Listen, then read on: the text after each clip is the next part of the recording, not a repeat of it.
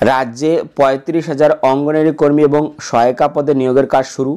যেখানে বলা হয়েছে রাজ্যের অঙ্গনারী কর্মী অঙ্গনারী সহায়িকা পদে ৩৫,০০০ শূন্য পদে দরখাস্ত নেওয়া শুরু হয়েছে। রাজ্যের নারী শিশু সমাজ কল্যাণ দপ্তরের মন্ত্রী শশী পাজা জানান, প্রতিটি জেলার জেলা শাসকের নেতৃত্বে বিশেষ নিয়োগ কমিটি তৈরি করে নিয়োগের কাজ শুরু হয়েছে। কেন্দ্রীয় সরকারের অঙ্গনারী কর্মী অঙ্গনারী সহায়িকা পদে শিক্ষাগত যোগ্যতা বয়স বদল করায় নিয়োগ করায় দেরি হয়েছে।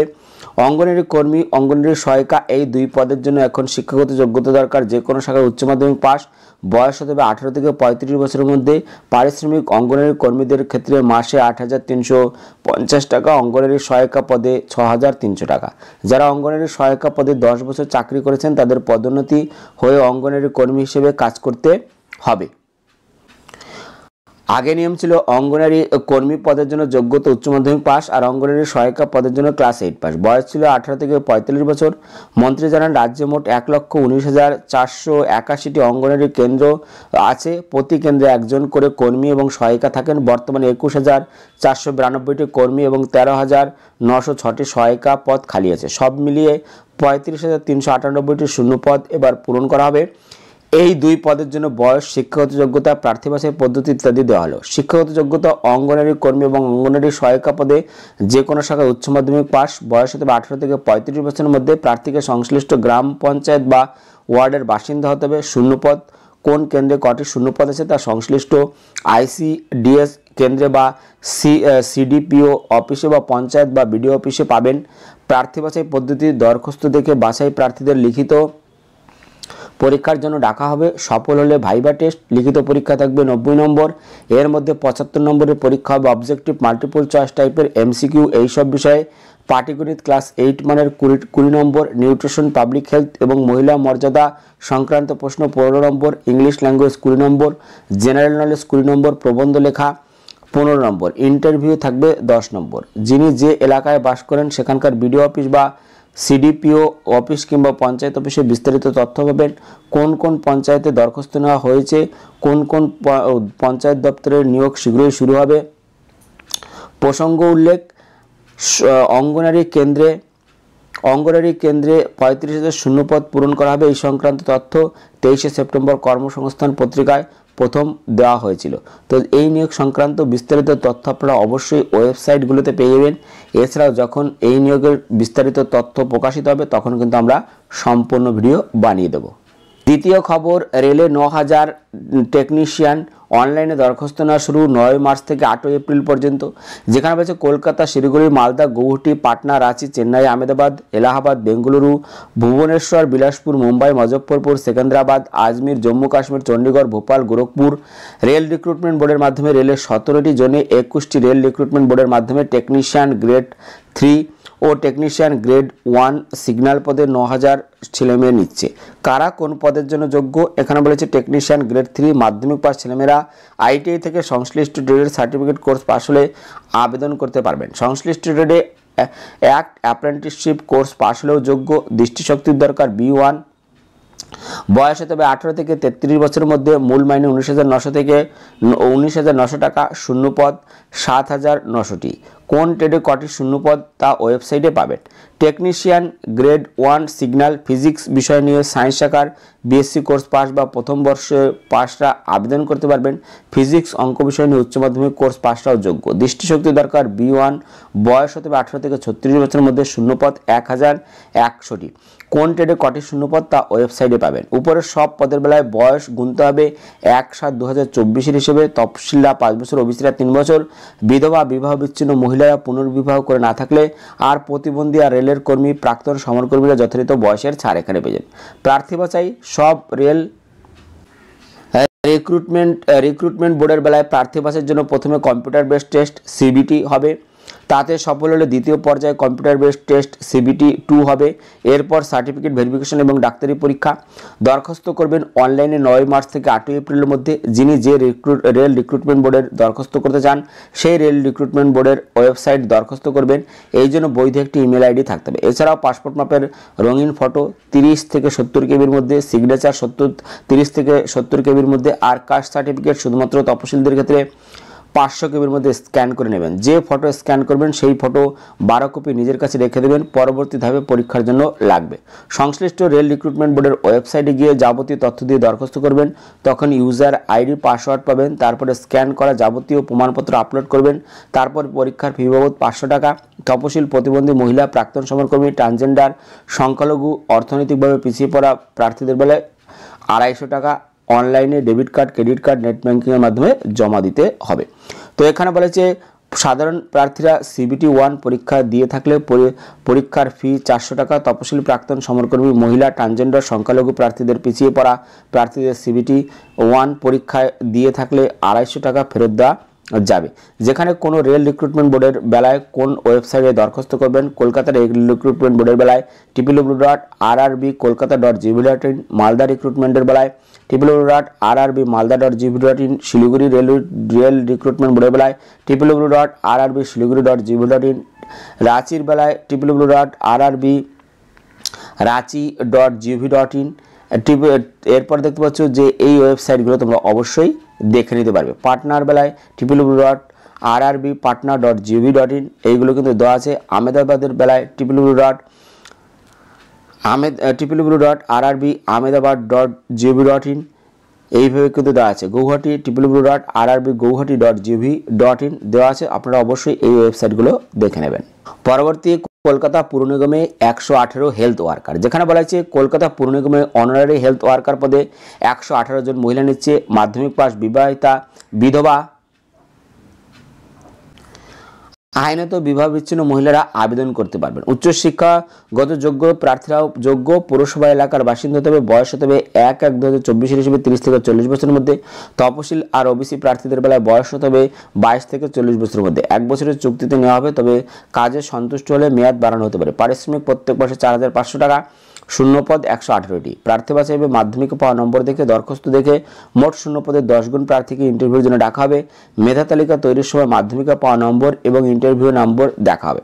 তো যারা যারা দরখাস্ত করতে চাইছেন 29 ফেব্রুয়ারির মধ্যে এই ওয়েবসাইট হচ্ছে www.kmcgov.in, এই ওয়েবসাইট, এখানে গিয়ে তোমরা বিস্তারিত দেখে নিতে পারবে। পরবর্তী খবর, সেনাবাহিনীতে অগ্নিবীর। যেখানে অনলাইনে দরখাস্ত নেওয়া শুরু 13 ফেব্রুয়ারি থেকে। যেখানে ভারতীয় স্থলবাহিনী অগ্নিপথ স্কিমে অগ্নিবীর পদে Agniveer general duty, Agniveer technical aviation এবং ammunition, Agniveer clerk, store keeper technical, Agniveer tradesman পদে কয়েক হাজার ছেলেমেয়ে নেওয়ার অনলাইনে দরখাস্ত নেওয়া শুরু হবে 13 ফেব্রুয়ারি থেকে। পশ্চিমবঙ্গের সব জেলার প্রার্থীদের প্রথমে অনলাইনে নাম নথিভুক্ত করতে হবে। এই ওয়েবসাইটে গিয়ে, ওয়েবসাইট হচ্ছে www.joinindianarmy.nic.in। কলকাতা হেডকোয়ার্টার্স রিক্রুটমেন্ট অফিসের মাধ্যমে নেওয়া হবে কলকাতা, দক্ষিণ 24 পরগনা, পূর্ব মেদিনীপুর, পশ্চিম মেদিনীপুর, ঝাড়গ্রাম, হাওড়া জেলার প্রার্থীদের থেকে। বহরমপুর আর্মি রিক্রুটিং অফিসের মাধ্যমে নেওয়া হবে মুর্শিদাবাদ, নদিয়া, বীরভূম, পূর্ব বর্ধমান, পশ্চিম বর্ধমান জেলার প্রার্থীদের থেকে।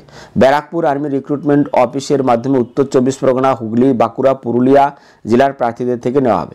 শিলিগুড়ি আর্মি রিক্রুটমেন্ট বোর্ডের মাধ্যমে নেওয়া হবে জলপাইগুড়ি, দার্জিলিং, আলিপুরদুয়ার, মালদা, কালিম্পং, উত্তর দিনাজপুর, দক্ষিণ দিনাজপুর, কোচবিহার জেলার প্রার্থীদের থেকে। শিলিগুড়ি আর্মি রিক্রুটমেন্ট অফিসের মাধ্যমে নেওয়া হবে পূর্ব সিকিম, পশ্চিম সিকিম, উত্তর সিকিম, দক্ষিণ সিকিম জেলার প্রার্থীদের থেকে। প্রার্থী বাছাইয়ের জন্য প্রথমে অনলাইনে পরীক্ষা সফল হলে সংশ্লিষ্ট আর্মি রিক্রুটমেন্ট অফিসের অধীন জেলার প্রার্থীদের শারীরিক মাপজোক, শারীরিক সক্ষমতার পরীক্ষার জন্য ডাকা হবে। তাতে সফল হলে ডাক্তারি পরীক্ষা, কোন পদের জন্য কেমন শিক্ষাগত যোগ্যতা, বয়স, প্রার্থী বাছাই পদ্ধতি ইত্যাদি আগামী সংখ্যায় দেওয়া হবে। তো বিস্তারিত তথ্যের জন্য তোমরা অবশ্যই ওয়েবসাইট দেখে নিও। পরবর্তী খবর, 2 রাষ্ট্রায়ত্ত ব্যাংকে 1103। যেখানে পাঞ্জাব ন্যাশনাল ব্যাংকে নেওয়া হবে 1000 অফিসার, ইউনিয়ন ব্যাংকে নেওয়া হবে 103 অফিসার। যেখানে বলছে পাঞ্জাব ন্যাশনাল ব্যাংকের বিভিন্ন শাখায় কাজের জন্য অফিসার ক্রেডিট পদে 1000 জন ছেলেমেয়ে নেওয়া হচ্ছে। ফিনান্স স্পেশালাইজেশন হিসেবে MBA বা PGDBM কোর্স পাসটা মোট অন্তত 60% নম্বর পেয়ে থাকলে যোগ্য। Chartered account, cost account management, accountancy বা চার্টার্ড ফিনান্সিয়াল অ্যানালিস্ট কোর্স পাসটাও যোগ্য। বয়স হতে হবে 21 থেকে 28 বছরের মধ্যে। মূল মাইনে 36,000 থেকে 63,840 টাকা। শূন্যপদ এখানে আছে 1000টি শূন্যপদ রয়েছে, যার মধ্যে জেনারেল আছে 400, EWS 100, OBC 270, তপশিলি জাতি 152, তপশিলি উপজাতি 78টি শূন্যপদ রয়েছে। আর ইউনিয়ন ব্যাংক, যেখানে রয়েছে Union Bank of India assistant manager forex এবং অ্যাসিস্ট্যান্ট ম্যানেজার টেকনিক্যাল অফিসার পদে 103 জনকে নেবে।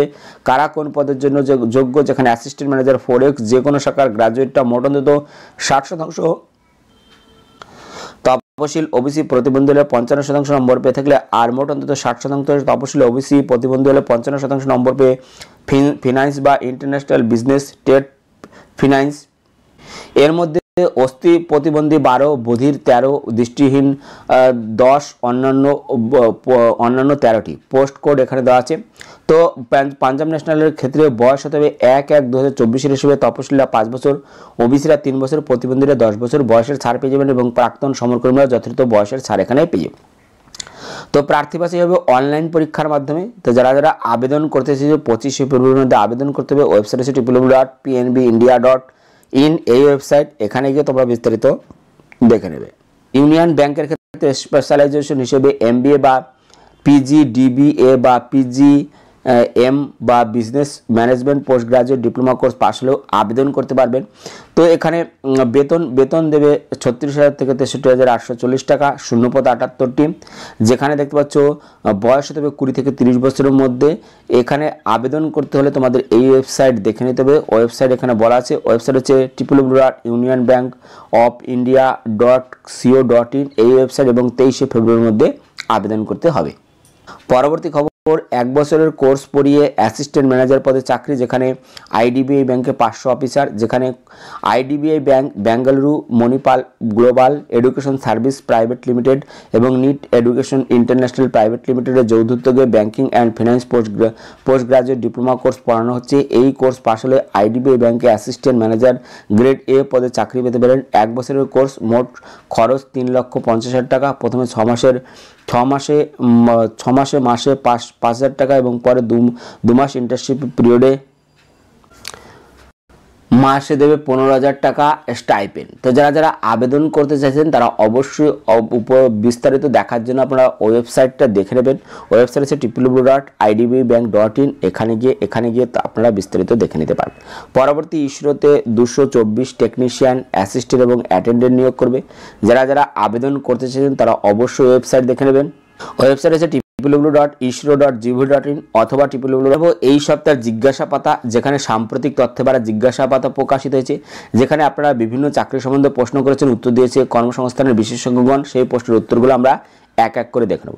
প্রথম প্রশ্ন যেখানে বলেছে পুলিশি চাকরির, যেখানে বলেছে কলকাতা পুলিশে 2022 সালের কনস্টেবল ও লেডি কনস্টেবল পদের চূড়ান্ত ফল বেরিয়েছে কি? কাট অফ নম্বর কত হয়েছে? উত্তর, হ্যাঁ, চূড়ান্ত ফল বেরিয়েছে। মেন্স লিখিত পরীক্ষা এবং ইন্টারভিউর মাধ্যমে নম্বর দেখে কনস্টেবল পদে জেনারেল কাট অফ হয়েছে 71, ওবিসি এ ক্যাটাগরিতে 64.5, ওবিসি বি ক্যাটাগরিতে 68.83, তপশিল জাতি 62.67, তপশিল উপজাতি 50.67। লেডি কনস্টেবল পদে জেনারেল পদের কাট অফ নম্বর হয়েছে 58.83, ওবিসি এ ক্যাটাগরিতে হয়েছে 47.08, ওবিসি বি ক্যাটাগরি 55.75, তপশিল জাতি 54.33, তপশিল উপজাতি 50.92। কলকাতা পুলিশের পরবর্তী প্রশ্ন, কলকাতা পুলিশের কনস্টেবল পদে যে চূড়ান্ত ফল বেরিয়েছে তাতে পার্সোনালিটি টেস্টে 15 নম্বর মধ্যে সব থেকে কত নম্বর পেলে সফল হওয়া যায়?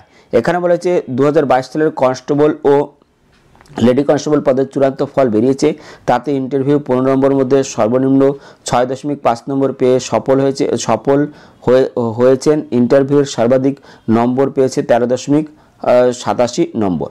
পরবর্তী পশ্চিমবঙ্গ পুলিশের 2023 সালে লেডি কনস্টেবল পদের যে মেন্স পরীক্ষার ফল কি বেরিয়েছে?